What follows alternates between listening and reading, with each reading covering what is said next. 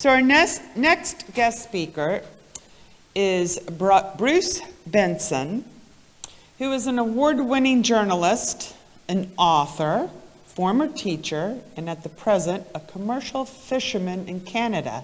I had to throw that in there.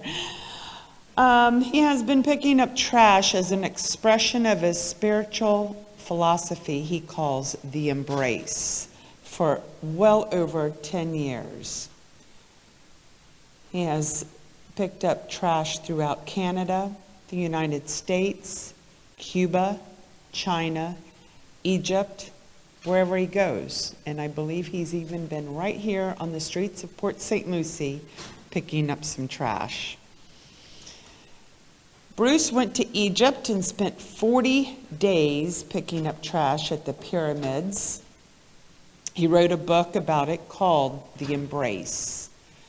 2 years later, he went to Chufu, the Shandong province in China, the hometown of Confucius. I'd like to know what Confucius say about trash. I'm sure you're going to tell us. So Bruce has 2 rules for picking up trash. 1, do not judge. You are here to do a job. And 2, you will never get it all. So picking up trash for Bruce is a passion, and he hopes to continue to travel from country to country doing just that. And in his spare time, he loves to be a commercial fisherman. So please welcome Bruce Benson. Thanks. Thank you very much. That was all I was going to say, so I guess I can go home now. I have to read some stuff here. So what I'm going to do, my name is Bruce Benson. How many people from Gimli, Manitoba, Canada? Raise your hands. Nobody, eh? So I have to say I'm very, very happy to be here. This is a very proud moment for me to be invited to here and to see the flag of humanity here, and there's one for each one person here, is really inspiring to me. But I pick up trash as a means to an end, and I'll explain that to you. When I was a boy of 13, my brother got shot pulling an armed robbery, or it was an attempted armed robbery. He wasn't a very good. And where's Richard? Don't you go checking to see if I got warrants. But so my father, a strict disciplinarian, sent me to the toughest boys' school in North America, and it was very, very tough. But one of the toughest parts of it was their outdoor program. They would have us canoe 900 miles at a time, snowshoe 50 miles in a day, run dog teams for hundreds of miles. Very, very difficult. It would be considered child abuse today. But in order for the students to do it, the staff had to do it as well. And they were paid $1 a day. And that's the first time I really recognized what I call the embrace. I should have seen it with my parents, but I kind of expected that. I took it for granted. So I saw the embrace then. But it took about 30 years. I kept thinking about it. It was on the tip of my tongue, in the back of my mind, this thing I call the embrace. This, what I now call the commonality of all religions, because I do believe that all the great religions, uncorrupted, very important, uncorrupted, basically teach the same thing. Do unto others as you would do unto you. Or as Confucius said long before that, do not do unto others as you do not want done to you. Anyway, so one day I'm flying back to North Carolina from Canada. I've got an award for some volunteer work that I did. Most of the things I do, I don't get paid for. And I was thinking, why do I do this? And it finally struck me, the whole concept of the embrace. And so I had a new spirituality, this embrace. And I thought, well, how can I demonstrate this? I'm the only one that has it. How can I demonstrate it? I'm not powerful. I can't do anything that way. I'm not rich. I can't do anything that way. But you know, the conclusion I came to was, I can pick up trash. I can do that. And so I started picking up trash in North Carolina. But at first, I was so embarrassed to be caught doing it. I really was. No one else was doing it. You know, my wife said, you're going to look like a fool. People are going to laugh at you. But I was determined to do it. So I started working on streets where nobody could see me because I didn't want to be seen. And I know Gary had a similar experience when he first started picking trash. Yeah, a little, sketchy about it. So I started on these streets that were, no one could see me, but I ran out of these streets in Hendersonville. It's a pretty small town. So I slowly edged my way to streets where I had to see people, right? And I was quickly scurrying around. And as you see, I got over that eventually.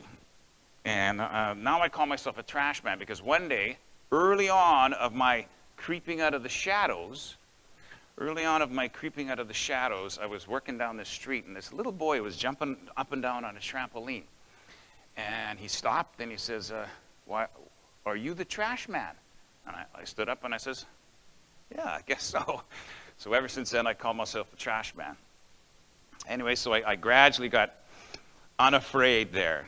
And then I thought, how can I go bigger with this? How can I get, I had all kinds of adventures in Hendersonville, but how can I get bigger with this? What can I do to really spread the concept of the embrace? I had done every street after 5 years, every street. That's how Gary and I met, was I wrote a column about picking up garbage.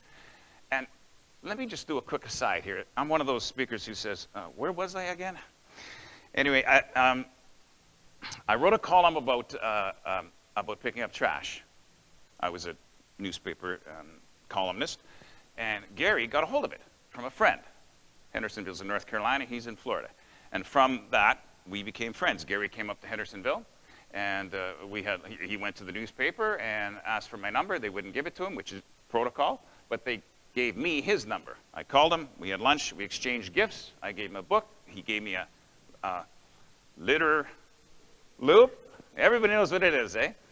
And now I'm here today. And that's one of the things that we don't know the effect of what we do. When I wrote that column in 2013, I did not expect to be standing here in front of you people. So you never know the effect of what you do. You never will. Just like picking up trash in Fort St. Lucie, whether it's, as Bill said, on your way to the store, so other people see you, your children. You don't know the effects. You never will really know the effects. But you still should do it, Anyway, where was I? So I thought, how can I make this bigger, this concept of the embrace? Now, I've gone from being afraid in the small town of Henderson, North Carolina, or being embarrassed in the small town of Hendersonville, North Carolina, to not being embarrassed in the small town of Henderson, North Carolina. So where can I go? And I thought, what a better place than Egypt, the pyramids of Giza. Everybody knows the pyramids of Giza. And I had been there once before. And this is something that'll come up again. Cigarette butts. So I was living in Paris at the time with 3 kids. My wife was studying at Le Cordon Bleu. And I'm not sure if I said that right, but anyway, I got the other 2 younger kids into school, but I couldn't get the older boy into school for another month and a half. What am I going to do with him? So I thought I'll go on a trip. So we went to Egypt. And we were at around all the big pyramids. I told somebody yesterday it was Saqqara, but it wasn't. Our guide was drawing in the sand how the step pyramid was built. And the step pyramid was built basically instead of like that, the first one. It was the precursor to the Great Pyramids of Giza. And she took us to an out-of-the-way spot so that the tours could go through. And as she's poking in the sand, I kid you not, cigarette butts were popping up. I thought, is all of Egypt an ashtray? I actually thought. So Egypt is also the cradle of civilization. Plus there's another thing, and that was, I've studied religion. I was raised Christian, like the boys' school that I went to was Christian. They didn't push it down your throat. There was no proselytizing, but Christian. But I've always been looking for the commonality of religions, and I think the embrace is that, an umbrella. You can be a Muslim, Christian, a Jew, a Rastafarian, and still believe in the embrace. That's part of the idea of the embrace, the commonality of religions. Now Muslims have been getting a bad deal in the press. Some justified, some not. But I had been to Egypt before, and I didn't see any problems. So it being a mostly Muslim nation, I wanted to take the concept of the embrace to them. And so I went against everybody's advice. Now, this is a guy who was afraid to pick up trash in Hendersonville, North Carolina. It was an evolution. So I went with the intent of spending 40 days at the pyramids of Giza. Everybody, my member of parliament, told me not to go. Think of your family. Everybody told me not to go. There's a dictator, Hosni Mubarak, in power. You're preaching the commonality of religion in the Middle East. Some people ain't going to like that. But I went. And I want to, where's this clicker? And the very first day I met this guy. And I was scared. This guy here. I was picking up trash. No, I hadn't even started. Oh my God. I just went there. You can see the Sphinx in the background. This is the temple of the Sphinx. And I started just over here, around here. This man, I found out later, I didn't know it at the time, he runs a camel and gives tourists rides. So I'm there. 5,000 people a day visit the pyramids of Giza. So for a shy guy, that's not the place to be. And I started picking trash around the corner, and some man is just watching me. And I'm aware lots of people are watching me, but he's intently watching me. And then this guy in an official-looking outfit comes up and just starts barking at me in Arabic. And I don't speak Arabic at all. And I didn't know it, and it looked like he was trying to chase me away. And the doubt, and that's what I call it, the doubt, and I think all of us have felt doubt at some point. This doubt was really, really strong in me. And I actually had the thought of maybe everybody's right. Maybe this is just too much for me. Maybe I shouldn't be here. You know, it's a dictatorship, a different language. It's so different from Hendersonville, North Carolina, or Gimli, Manitoba. Maybe I shouldn't be here. And he's barking and barking and barking at me, barking at me. And Saman says to me, 5 simple words. Continue what you are doing. And because this man, who operates a camel to give me rides to tourists, said, continue what you are doing, I stayed there for another 40 days. There's a lesson in that the words that we use can really have an impact. And because of this, because of what he said, we have a flag of humanity. Because of what he said, I went back, and I'll get into more. Had I turned tail and run, that would be the end of it for me. That could have been the end of my concept of the embrace and everything, but I didn't because of his simple words. And so this is where I got to figure out where I am, because I tend to bounce all over the place. Okay. Oh yeah. Another thing that happened there was I'll leave his picture up for a while. Some man, after about 6 days, I was paying $12 a day to go into, and this is how picking up trash is accepted by people all over the world. I really believe that now. He said, do you pay to come in every day? And I had to pay $12 to go in every day. Do you pay to come in every day? And I says, yes. He says, well, and there's a bunch of guys that operate camels, said, we don't think you should pay. You help the people. You should not pay. You go see Kamal Wahid. Kamal Wahid was the top guy. And so I didn't think, holy shit, maybe I should. This is too much for me. But I went, and I strangely found his room right away. I found where he was right away. And I walked in the room, and there's a whole bunch of guys in there. Some smoking cigarettes, some not. And there was one really official-looking guy there, an older guy. And I thought, that must be him. It was just by luck that I found him. And I said, almost cap in hand, yeah. So, are you Kamal Wahid? Yes. And I said something in Arabic, and he says, English. English. And so I said in English, well, some of the guys think that since I pick up trash every day, I shouldn't have to pay to come in. And he immediately grabs his phone, I'll take care of it. And another guy there, Ahmed, an engineer, comes up to me right away and says, I want to thank you for what you do to Egypt. None of this would have happened if I'd turned tail and run. You know, like this picking up trash, I'm telling you, is so respected around the world. It really is. And another two things that happened there too, because it wasn't all fun and games. My first trip to Egypt, I was hauled into Mohammed Chia's office. He's the director of the Giza Plateau. And he hauled me in there, polite as all get out. They'd push a little button, a bird would make a sound outside, and someone would come in. Would you like some tea, something to eat, something like that? And one by one, these guys would come in with varying degrees of English that they spoke. And I found out later they did that to determine if I was crazy or not. And later on, I asked him, because Mohammed Chia and I became friends later, and I says, why'd you do that? And he says, well, you know, some people come here and claim they're Jesus, you know. So I'm not Jesus, I just want to pick up trash. And another time I was hauled away a little sadder at the El Khalili market in Cairo. A French woman was killed by a bomb, and then the real security came in. Mohammed Chia said he himself was searched that day. So they hauled me away, and they hauled me away into this room. There's 4 or 5 guys in there. They went through my backpack, and I had a copy of the Quran. I had the Universal Declaration of Human Rights in there. I had all kinds of little things in there. They hauled it all out and looked at everything, and I knew they were waiting for a phone call, and I knew my future depended on that phone call. And I was really concerned about it. It was going to be a yay or nay, and I didn't know what nay meant, and I wasn't quite sure what yay meant, but I knew that something was up.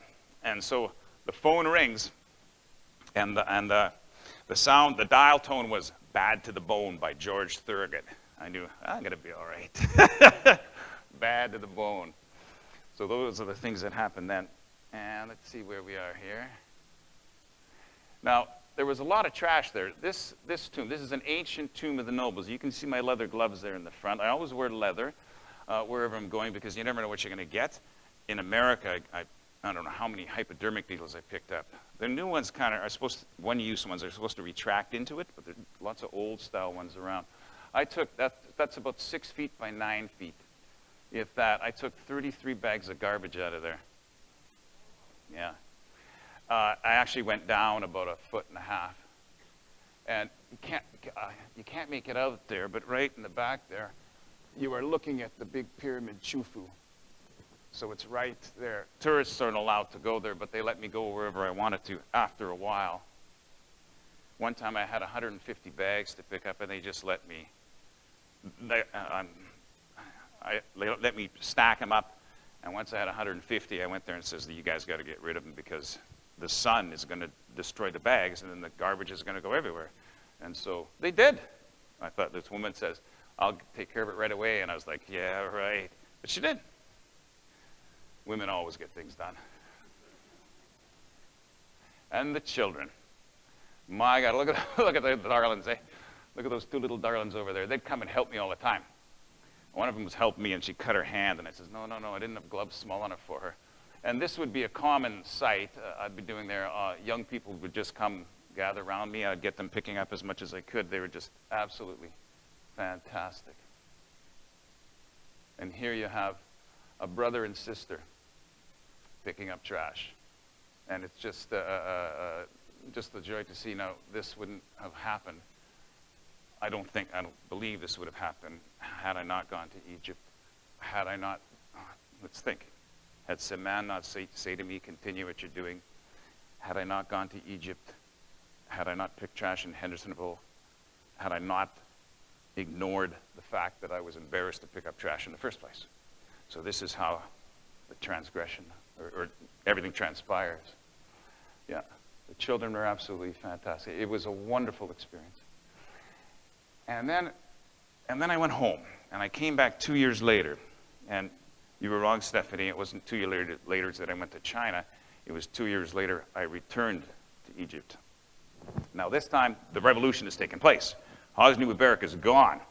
Back then, they were keeping all the reporters away from me. When I returned, they took all the reporters to me. I did television interviews, radio interviews, newspaper interviews. But I did the same thing, picking up trash, except everything was different, and there was a feeling of freedom amongst everybody. But the first day I went there, the doubt was strong yet again, because I went there to the pyramids of Giza, and there was nobody there. Everybody's afraid because the revolution has just happened. Everybody's terrified. They don't want to go there and get shot. In Tahrir Square, I think 1,100 people have been killed. They were terrified of it. So I'm sitting there looking at there's a little slope just past where I was picking the first time, where Saman said, continue what you're doing. I'm looking at this slight incline of sand, looking at the right side of the Sphinx's face. And there's just nobody around. Saman's not there. A guy I used to call Entrance Ali, he's not there. There's nobody, like a ghost town. 5,000 people last time I was here, none. And I thought, maybe I am the stupidest son of a bitch on earth to come back here at this time, because there's nobody here. You know, it's just foolish. Maybe I should just forget. I thought, no, you know what? Because of the doubt. Oh, I constantly deal with the doubt. The doubt was strong. And I was, maybe I should just forget it, because it's kind of a waste of time, because people at home were telling me it's a waste of time. And so I thought, well, I'm here. I might as well do a job anyway. So I took out my backpack, that very one there. I took it back with me. And I took it off, I put it down, put my gloves on, pulled out a bag, fluffed it all up. And just as I reached for my very first piece of trash in 2 years, I hadn't been there for 2 years, just as I reached for the very first piece of trash, this little girl yells out from the Sphinx, "Oh, Canada, you came back." Whoa. I just went like this. Is there ever a sound from a voice from the universe to tell me what Saman told me? Continue what you are doing. Oh, I looked at the sky and I was like, oh, yeah, it was wonderful. And it was just fantastic. It was a fantastic. And one of the things I did differently that time was I started picking around my hotel. I'd do 7 or 8 hours at the pyramids, and then I'd pick around my hotel for about an hour. And what would happen is, invariably, 1 or 2 children or 3 or 4 would come and help me, right? Now, I was staying at an Egyptian hotel, and it's inexpensive, but the street was just absolutely, if you think Port St. Lucie has a litter problem, you have not been to Giza. So I could spend probably a month on that one street in front of the hotel, not on the side of the hotel, across on the other side, and I might get it clean. So it's purely a symbolic gesture. So one time I'm picking up, and these 2 little kids to help me, a boy about 6, a girl around 4, and they're helping me, and eventually I said, okay, Bokra inshallah, I'm tired. Bokra inshallah means tomorrow, God willing, and then I asked the little boy his name, and he told me his name, and I asked the little girl, I said, Anna Bruce, I'm Bruce, and I asked him his name, and he told me. Then I asked the little girl her name, and I couldn't hear it. So I leant down closer, and she jumped up and kissed me on the cheek and ran away. And I stood up astonished, and there was a woman in the car next to us, and she just burst out laughing. It was just so cute. It was just unbelievable. And again, I'll never know the effect of me being in Egypt, ever. Well, these children, I don't know how they'll be affected. Another time, which is I like to make the connection between the first time I picked up trash and the last time. Another time, I'm picking up trash, same spot, and this boy named Mustafa comes, and he's helping me. Same thing, Bokra inshallah, see you tomorrow, tomorrow, God willing. And I go up to my room, a couple of people are in the elevator with me. I go up, I get off on the 8th floor, and elevator goes up, and I'm just about to jump in the shower, and I hear this knock on the door, and they're like, who is it? Mustafa, but Mustafa is an adult's voice, a man's voice. But lots of people are named Mustafa, just like Ahmed and Muhammad, right, in Egypt. And it turns out that the North African Youth for Peace, remember the Arab Spring had just sprung, the North African Youth for Peace were having their conference on the top floor. 2 of them were watching a foreigner encouraging a young Egyptian boy to pick up trash, influencing him to pick up trash. They knew I got off on the 8th floor, so they knocked on every door until they could find me to invite me to speak at the conference. So I got to speak at the North African Youth for Peace Conference, and I got to talk about the embrace, and I got to talk about picking up trash. The flag had yet to be fully flushed out. So it was just another fantastic trip to Egypt, and a testament to the power of picking up litter. I think it's very powerful, you know? And I think I have come to the conclusion that it is a noble thing to do, and no one should ever be embarrassed about it. Dig right in. If ever there was a time on earth when people like us are needed, it is now. Anyway, I'm not sure if I'm supposed to change slides now or not. Oh, okay. Remember, the revolution had happened. And this is Tahrir Square. 2 months before, 1,200 people were murdered in that square. This is a celebration. That woman there is Heidi. She is an Egyptologist, and I met her at the pyramids. She was taking a British couple through, and she saw me picking up trash. And I'm clearly not Egyptian, so she asked I call it the always question. Why? Why? And I says, I came here to show my respect for Egypt and the Egyptian people. That woman there was in Tahrir Square during the demonstrations. You can't tell. She had to get plastic surgery on her face. She was in a coma for 3 days. She was standing at the front lines, and she got a rifle butt in the face, was in a coma for 3 days, and her face was flat. She had plastic surgery done. But anyway, she invited me to Tahrir Square for a demonstration. Okay, 1,300 people killed here a month and a half ago, and you want me to go there for a demonstration? But remember, the dictator was gone now. I was a little fearful of going. And I remember there was I was picking up trash outside the hotel just trying to think, should I go, should I go? It was in a couple days. Should I go, should I go? And down this dark alley, there was about 4 dirty Egyptian-looking guys, older guys, having tea. And they says, hey, come have tea with us.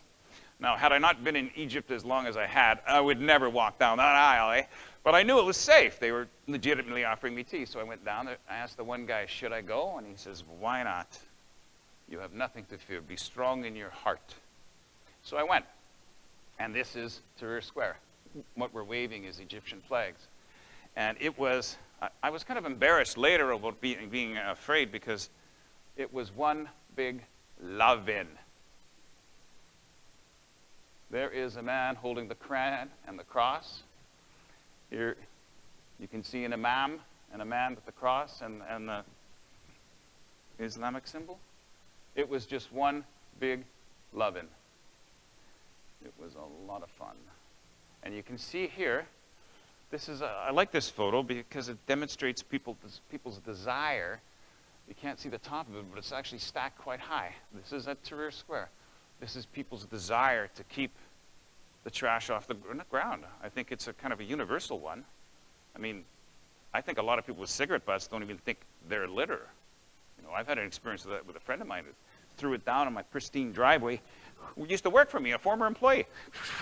Okay, see you later, Bruce, and drives off, not even thinking for a minute that that's litter. And I think that's one of the problems with that. Yeah, so that was a beautiful experience.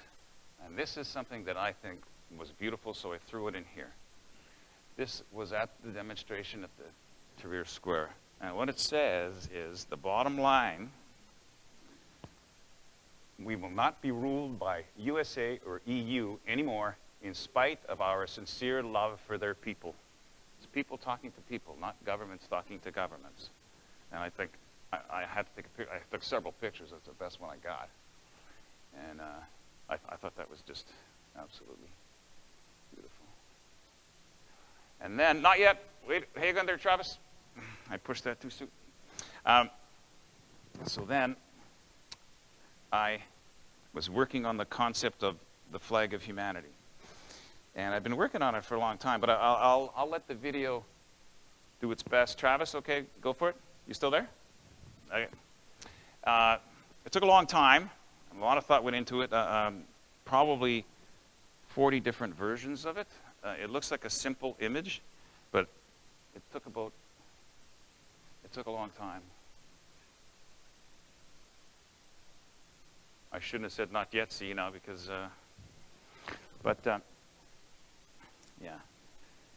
So I came up with this.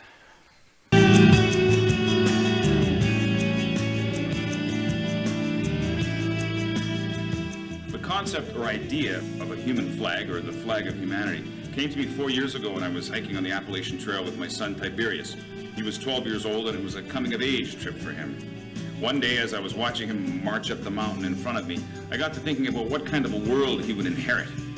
That got me thinking about all the troubles in the world, this world that he will inherit, and how these troubles are usually focused around the differences between us, humans. And then I thought, really, no matter a person's religion or lack thereof, no matter their political stripe, no matter their nationality or their skin color, these differences are as nothing compared to the commonality that we share, that of being human. The flag is two sets of hands, both in silhouette, representing all the skin color of the people of the earth. And as you can see, the adult hands are passing the earth to the child's hands.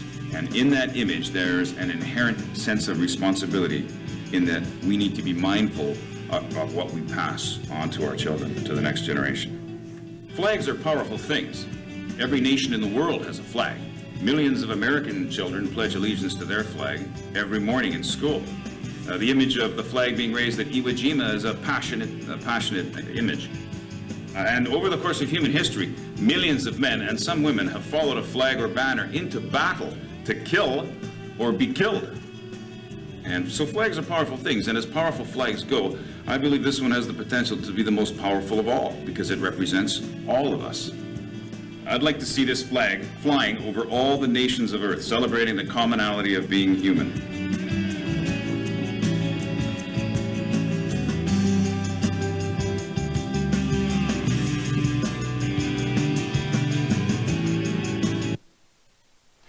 Yeah, change it from there, Travis. How much younger and slimmer I was, eh? There's one thing I would add to that.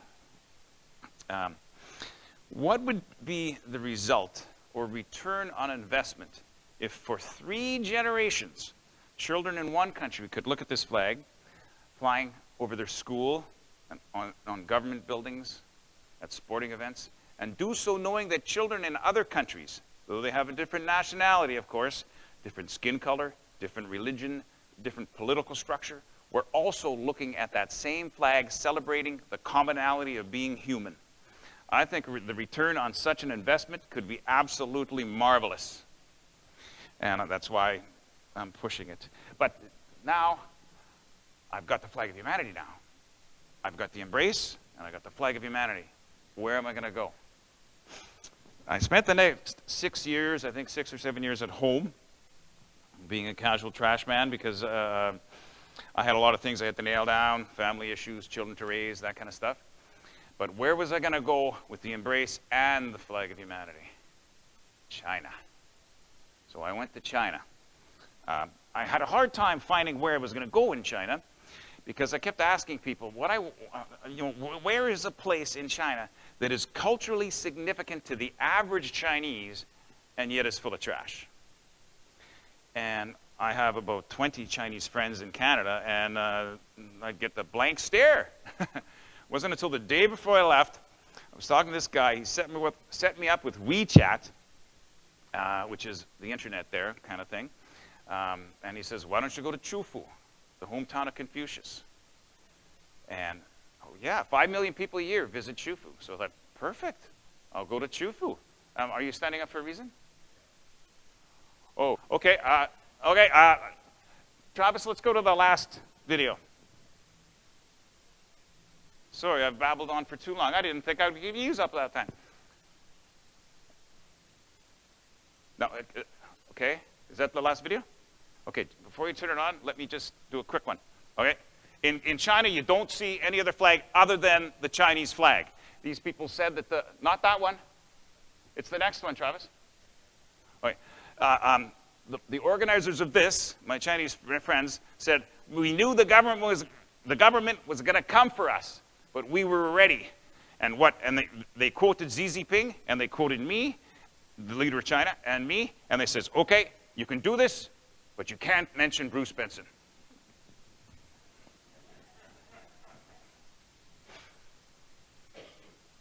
Okay? If I can just speak for it. I'm gone out of China now. I'm 3 weeks gone out of China. That was the entrance to the Temple of Confucius.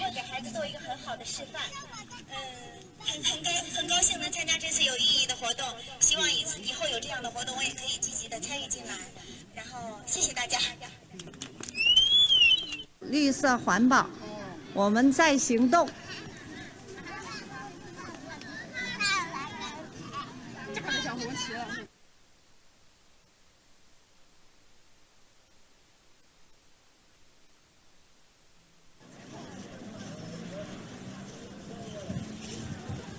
保护环境，人人有责。 They're all picking up trash. 人人有责。让街道更干净。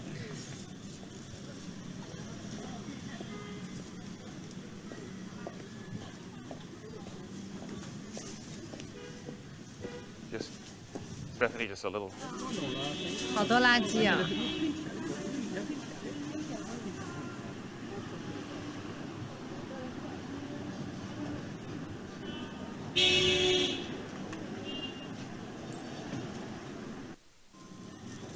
随便大小便的。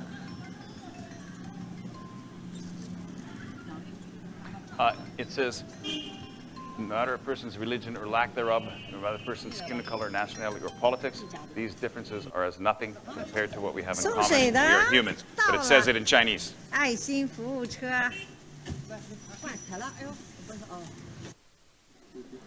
认真的孩子， really like 捡不起来使劲捡。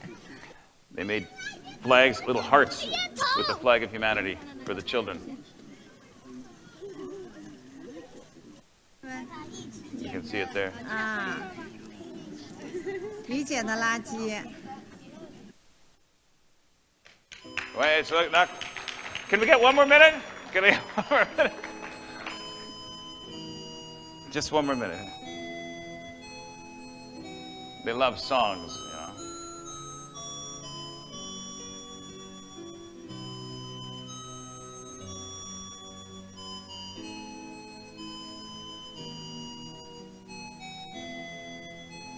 Little boy.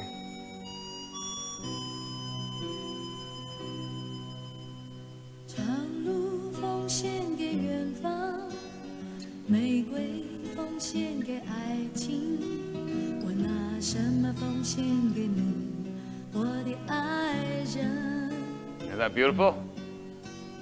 白云奉献给草场，江河奉献给海洋，我拿什么奉献给你，我的朋友？